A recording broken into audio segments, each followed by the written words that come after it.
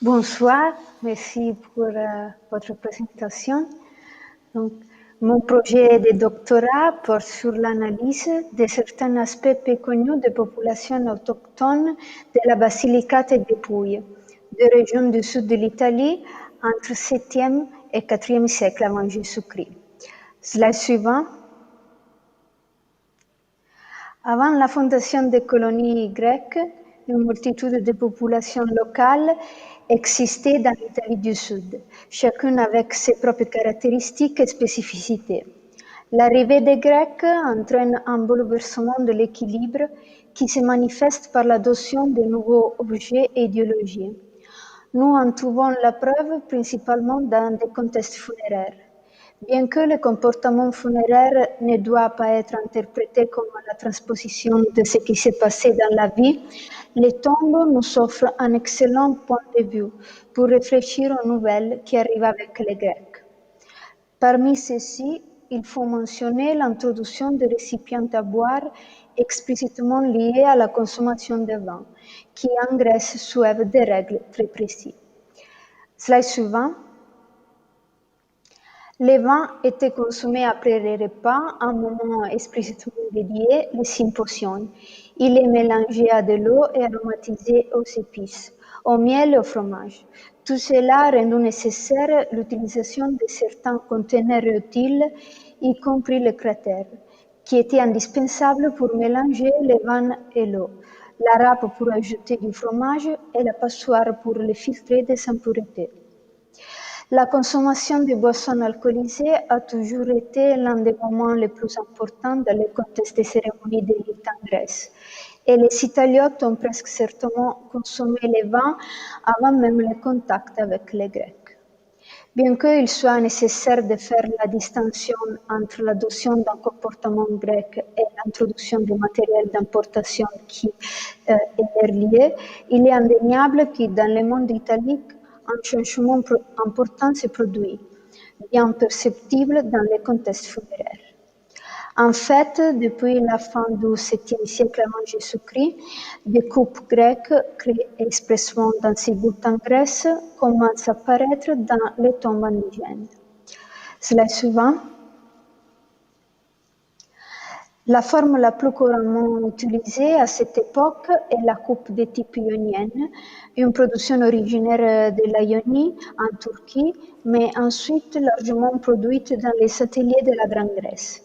Parfois, dans les sépultures les plus monumentales, elle est remplacée par des fialae ou des cantaroi en métal, qui soulignent avec la préciosité du matériau utilisé la possibilité de consommer la boisson alcoolique, dont l'utilisation fait référence à des cérémonies collectives, configurées comme le lieu de rencontre entre individus parfois d'origines différentes. L'apparition des coupes grecques, spécifiquement destinées à la consommation de vin, commence à porter avec elle une idéologie qui, à cette époque, n'est pas encore pleinement exprimée. Les mobiliers funéraires de la fin du 7e et du début du 6e siècle avant Jésus-Christ, qui renvoient les formes à boire grecques, ne diffèrent pas de celles qui, au contraire, se limitent aux formes à boire indigènes. La coupe d'importation enrichit le mobilier des défunts et souligne leur capacité matérielle et biologique, sans toutefois encore affecter le système de consommation indigène, principalement parce qu'elle ne semble pas impliquer l'ensemble de la communauté. Ce qui précède renvoie à l'interprétation d'une consommation exclusive et individuelle de la boisson pour cette première période considérée. En effet, dans ces sépultures de la fin du 7e et du début du 6e siècle avant Jésus-Christ, ils sont complètement absents d'autres passés faisant référence aux symposiums grecs, en particulier le cratère, qui implique de grandes quantités de vin et donc la participation d'un groupe de personnes, condition indispensable du rituel hellénique. Slide suivant. À partir du milieu du 6e siècle avant Jésus-Christ, dans les tombes indigènes apparaissent les cratères, cœur de la cérémonie grecque, qui attestent de la participation d'un plus grand nombre de convives. Le cratère est de production locale, mais d'inspiration grecque. Pour cette raison, pendant cette période, les vols d'importation se multiplient et la présence de la râpe et de la passoire ne laisse aucun doute sur la modalité d'après du vin, qui est au moins préparé, mais probablement aussi consommé selon les coutumes helléniques. Entre la fin du VIe et le début du Ve siècle avant Jésus-Christ, la consommation n'est plus exclusive, mais implique des segments sociaux plus larges, bien que le service du vin ne soit présent que dans des sépultures extrêmement riches, définies comme princières. Slide suivant.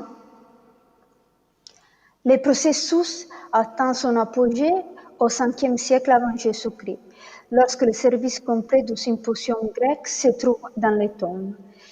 Bien qu'avec une certaine prudence, il semble qu'à cette période, l'assimilation du rituel soit maintenant terminée et que les populations indigènes consomment du vin selon la mode grecque. Cela n'implique pas que ces populations se soient limitées à introduire ces rituels dans leurs coutumes, mais l'ont profondément changé. Les modifications locales des objets grecs sont très courantes, signe d'une autonomie totale dans la gestion de la consommation de la boisson. Dans le monde indigène, les vases importés sont configurés comme un symbole de statut prestigieux pour l'aristocratie dominante, qui, par l'achat et la présentation de produits artisanaux grecs, étale son affinité avec la culture hellénique, cherchant ainsi une confirmation idéologique à sa propre puissance. À partir de la fin du Ve siècle avant Jésus-Christ et tout au long du siècle suivant, il est possible de remarquer une plus grande abondance des formes grecques, qui détermine également une plus grande variabilité morphologique, à relier probablement à l'apparition de productions figurées produites localement.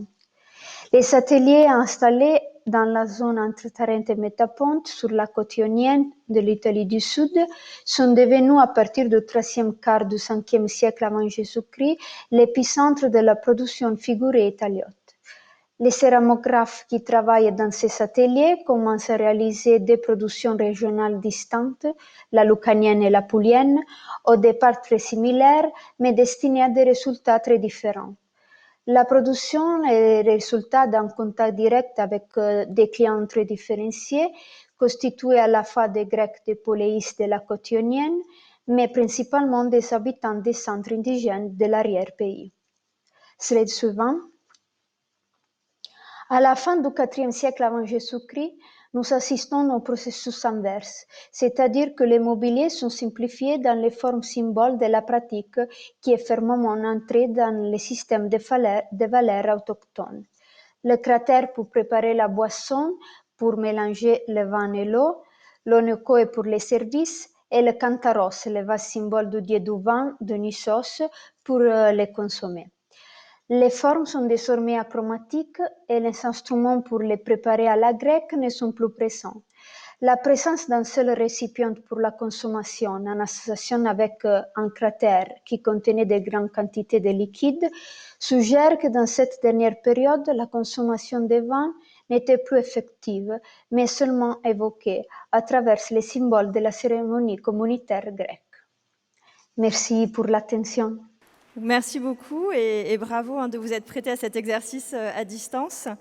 J'imagine que c'est difficile de parler sans voir son public. Est-ce que parmi ce public qui est quand même très nombreux, donc merci à ce public d'être aussi nombreux ce soir, est-ce que certains d'entre vous ont des questions sur ces rituels de consommation du vin dans l'Antiquité? Non ? Alors moi, j'avais peut-être une question pour vous, parce qu'en tant que doctorante en archéologie, j'imagine que vous avez fait des chantiers de fouilles. Oui. Est-ce que peut-être vous pouvez nous parler un peu de ce travail de fouille et peut-être justement dans ce contexte lié à la consommation du vin, est-ce qu'il y a des chantiers auxquels vous avez participé qui vous ont permis de faire de nouvelles observations ou des découvertes peut-être sur ce thème ? Oui, j'ai participé à plusieurs campagnes de fouilles en Italie, et surtout en Italie du Sud et en Turquie aussi. Mais malheureusement, je n'ai jamais fouillé dans des villes avec des systèmes de production de vin. Donc, je n'ai jamais fouillé pour améliorer mon argument de recherche.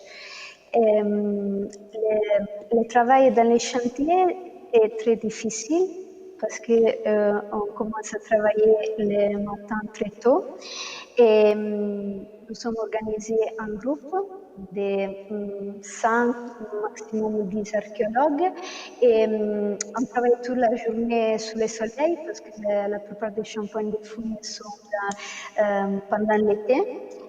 Donc, il est très difficile, surtout pour la météo, mais aussi pour le travail qui est très lourd, mais il est très intéressant de faire de nouvelles découvertes parce que j'ai travaillé surtout dans une colonie grecque à l'Italie du Sud avec le PHE. Et on a fouillé des maisons qui étaient déjà habitées des Grecs et puis aussi des Romaines. Donc, on a regardé les différentes phases d'habitation dans les mêmes maisons. C'est très intéressant. Merci beaucoup. Je pense que c'est intéressant effectivement de rappeler que les historiens d'art peuvent travailler effectivement, enfin les historiens d'art et les archéologues peuvent travailler ici dans la salle Labrouste, mais que ce sont aussi des chercheurs de terrain, surtout dans le cas des archéologues, qui peuvent passer effectivement des étés à fouiller. C'est un travail de recherche extrêmement concret. Est-ce que certains d'entre vous ont d'autres questions ou remarques? Est-ce qu'on a des futurs jeunes archéologues parmi nous, peut-être? Non? Oui, ils sont trop timides.